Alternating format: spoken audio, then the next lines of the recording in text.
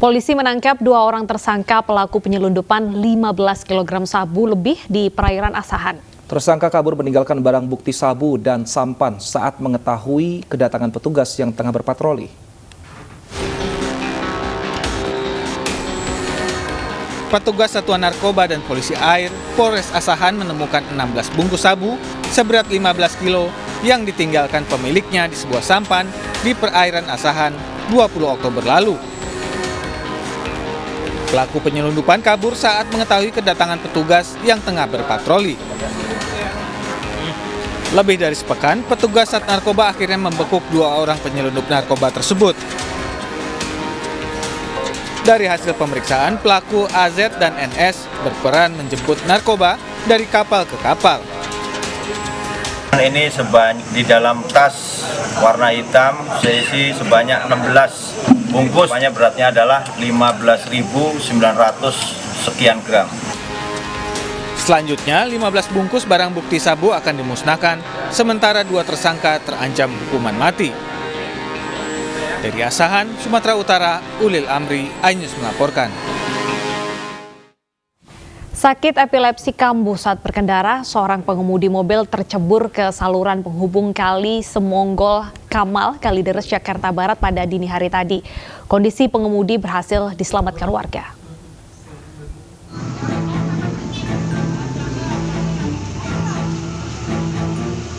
Sebuah mobil minibus nomor B2685BIO tercebur di saluran penghubung Kali Semongol, Kamal, Kalideres, Jakarta Barat. Mobil ini sebelumnya melaju dari arah Tegal Alur menuju Tangerang. Diketahui sopir yang baru pulang kerja memiliki riwayat sakit epilepsi dan kambuh hingga akhirnya tercebur ke saluran selokan. Syukurnya kondisi sopir berhasil diselamatkan warga. Di hotel, kebetulan dia bukan orang sini. Dia kerja di sini, jadi dia bermalamnya di hotel, di salah satu di Robokor. Nah, info dari korban sih dia ada penyakit seperti epilepsi gitu. Jadi lagi angot tiba-tiba langsung ngeblank begitu infonya itu terakhir. Nah, kondisi alhamdulillah dia baik-baik saja, nggak ada insiden atau nggak ada luka-luka yang. Warga berharap kawasan ini diberikan pembatas antara saluran penghubung Kali Semongol dengan jalan raya agar insiden ini tidak terulang lagi. Dari Jakarta, Miftahul Gani, iNews melaporkan. Pemirsa, viral di media sosial terlihat salah seorang penumpang bus terjatuh dari atap bus saat melintasi akses badan jalan yang rusak dan juga sering membuat mobil terjebak hingga terbalik di atas badan jalan tersebut. Hal ini sudah menjadi pemandangan biasa bagi warga setempat.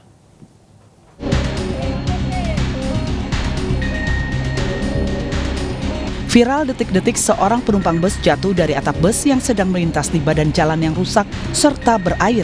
Kondisi jalan rusak ini berada di Desa Sonomartani, Kecamatan Kuala Luhulu, Kabupaten Labuan Batu Utara, Sumatera Utara.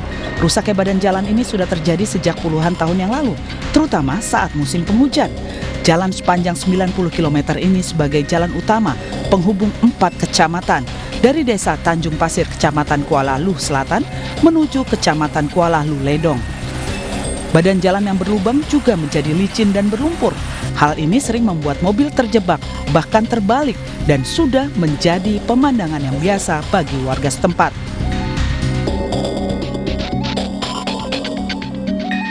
Yang udah dicor ini pun ya udah hancur. Udah ada juga lah yang hancur. Nggak semuanya, nggak merata. Tapi sudah banyak yang rusak, Pak, ya? Nah, memang udah banyak. Lubangnya pun ya udah banyak tumbuh-tumbuhan itu di sana. Di cor-coran itu. Maksudnya apa yang tumbuh, Pak? Akar besi. Oh gitu. Nah, bekas cor-coran itu di sana udah banyak akar besi itu udah tumbuh semua udahan. Mobil-mobil kalau diesel yang bakalan lewat ya wajar, kalau bannya pecah itu udah wajar. Pemerintah daerah sudah mengajukan RAPBD untuk tahun 2023 mendatang untuk meningkatkan dan membangun badan jalan sekaligus merawat serta membangun jembatan. Dimulai dari Desa Tanjung Pasir, Kecamatan Kuala Luh Selatan sampai dengan Desa Kuala Bangka, Kecamatan Kuala Hilir dengan dana sebesar 75 miliar. Itu nanti akan dilakukan pembangunan atau peningkatan jalan dan juga perbaikan jembatan dari Simpang Tanjung Pasir sampai ke Kuala Bangka. Itu tindakan yang pertama. Kemudian kelanjutannya nanti yang kedua akan diteruskan yaitu di tahun anggaran berikutnya. Untuk selanjutnya, Pemkab akan menganggarkan kembali pada RAPBD pada tahun selanjutnya. Dari Labuan Batu Utara, Sumatera Utara, Ikang Amanda, iNews melaporkan. Pemirsa, tim Basarnas Manado berhasil mengevakuasi 8 pendaki asal Manado yang tersesat di Gunung Soputan, Minahasa Tenggara, Sulawesi Utara. Mirisnya pemirsa, salah satu di antaranya adalah balita yang mengalami gejala hipotermia.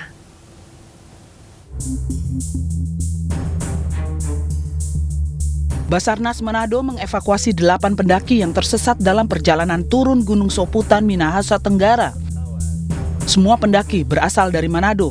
Salah seorang pendaki yang tersesat merupakan seorang balita yang dibawa orang tuanya ikut mendaki. Balita tersebut mengalami gejala hipotermia. Mereka tersesat saat hendak turun dari gunung.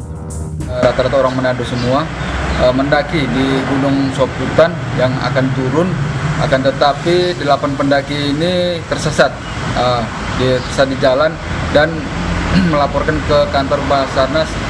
Tim langsung bergerak ke lokasi dini hari tadi dan korban ditemukan semua dalam keadaan selamat, dan ada satu balita juga selamat, akan tetapi balita mengalami gejala-gejala hipotermia.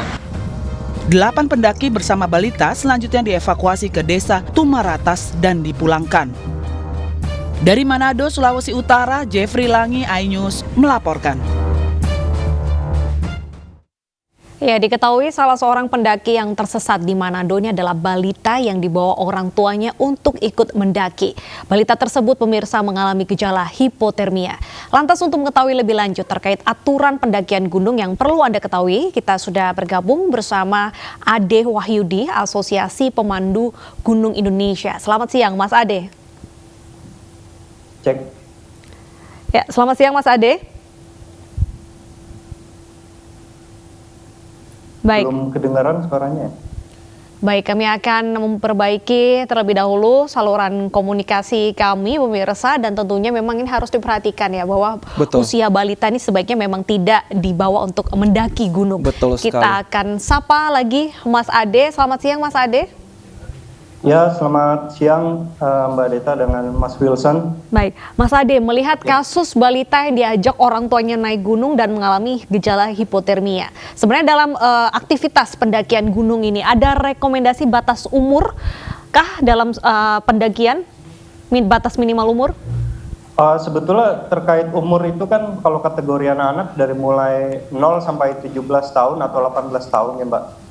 Cuma memang itu tergantung tujuannya. Kalau untuk mendaki gunung anak-anak ini sekedar explore, mungkin lebih tepatnya itu mungkin mereka bisa diajak saat umur 3 tahun sampai 5 tahun.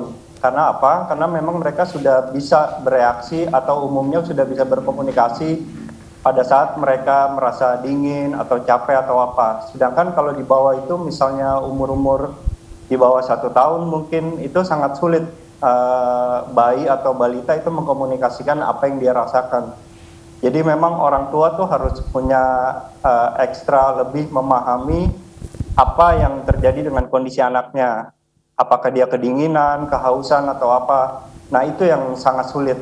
Karena sebetulnya juga secara fisik anak kecil itu dia bukan hanya masalah miniatur dari orang dewasa ya. Tapi mereka ini secara mental atau emosional juga belum siap. Jadi kita sendiri sebagai orang tua harus memahami kondisi emosionalnya bagaimana pada saat menghadapi lingkungan baru atau mungkin lingkungan luar ruangan yang berbeda, baru kita bisa mengajak dia untuk mencoba naik gunung atau mungkin sekedar camping di luar ruangan seperti itu. Baik, Mas Ade, sebenarnya selain sang anak sendiri, misalnya tadi 3-5 tahun ternyata boleh diajak untuk naik gunung dengan memperhatikan hal-hal khusus seperti itu. Tapi kalau di gunung sendiri kan ada alam yang kita hadapi, iklim, suhu kadang berubah, atau mungkin ada tantangan-tantangan yang harus dihadapi juga. Ini apa yang perlu diperhatikan orang tua juga ketika tadi mungkin membawa anak mereka untuk naik gunung? Sebetulnya ada 3 hal utama ya Mas yang perlu dipahami oleh orang tua. Yang pertama itu anaknya sendiri. Kita harus paham anak kita itu kondisinya seperti apa. Apakah dia nyaman pada saat di rumah atau mereka sudah terbiasa mandiri melakukan hal-hal di luar kebiasaannya. Itu kita biasanya coba dengan mereka, kita ajak main ke taman dahulu. Kemudian yang kedua, lingkungan. Lingkungan ini ada baiknya kita paham dulu nih, daerah apa yang akan kita kunjungi bersama anak. Sebaiknya sih tempat yang kita datangi bersama anak itu memang tempat yang sudah familiar. Kita sudah mengenal daerah itu sebelumnya pada saat kita mendaki sendirian atau bersama teman, baru kita juga siap menghadapi anak. Yang ketiga itu orang tuanya juga harus punya kemampuan atau emosional dan pengetahuan yang baik. Jadi pada saat terjadi kondisi tertentu, kondisi darurat, mereka sudah siap menghadapinya seperti apa gitu. Oke. Baik, Mas, kalau melihat kasus yang di Manado ini mengalami gejala hipotermia, ini apa yang harus dilakukan oleh orang tua ataupun pendaki jika di saat mereka mendaki gunung mengalami gejala hipotermia? Pertolongan pertama apa yang harus dilakukan? Iya, baik. Memang kejadian hipotermia itu kalau berdasarkan riset dari penelitian pengembangan di Asosiasi Pemandu Gunung Indonesia sejak 10 tahun terakhir, itu kejadian yang sangat umum terjadi di gunung atau di alam bebas ya. Datanya itu paling banyak korban mengalami gejala hipotermia. Antisipasinya biasanya memang pada saat sudah terjadi kita usahakan tubuh korban itu kering. Kita lindungi dia dari basah. Kemudian misalnya dengan diberikan emergency blanket, kemudian atau nanti kita beri pelukan atau metode skin to skin. Tapi sebelum itu untuk persiapannya memang usahakan peralatan yang kita gunakan itu sudah mumpuni untuk menghadapi kondisi cuaca yang buruk. Atau ya dari sebelum berangkat ke tempat ke gunung atau lokasi baru kita sudah prediksi bahwa memang ini musim yang tepat untuk pendakian, jadi tidak dalam kondisi cuaca hujan badai atau kondisi dingin yang ekstrim seperti itu. Adakah rekomendasi untuk gunung yang bisa didaki dengan trek yang mungkin lumayan mudah ketika membawa anak-anak, Mas Ade, atau mungkin juga bulan-bulan apa yang kira-kira cuaca ini cukup bersahabat? Iya, memang kalau kondisi alam Indonesia itu cukup variatif ya, dari mulai gunung di ketinggian 2.000 meter sampai hampir 5.000 meter di Papua yang punya salju. Cuma memang untuk orang atau kondisi membawa balita atau anak-anak sebaiknya memang gunung-gunung di bawah ketinggian 2.000 meter. Baik. Mungkin kalau di Pulau Jawa itu ada Gunung Papandayan atau Gunung Prau, itu pun anak-anak tidak langsung dibawa ke sana. Jadi ada baiknya menyesuaikan dengan kegiatan camping yang ringan terlebih dahulu yang tidak perlu menguras fisik seperti itu. Baik, terima kasih Mas Ade atas informasinya. Ini bermanfaat juga bagi orang tua yang mungkin ingin mengajak anak untuk eksplor alam tapi diperhatikan juga untuk medannya. Terima kasih sudah bergabung di iNews Siang. Pemirsa, diduga terlepas dari pengawasan, siswi kelas 6 SD tewas tenggelam di kolam renang sebuah kafe. Informasi selengkapnya kami hadirkan usai jeda, tetap bersama kami.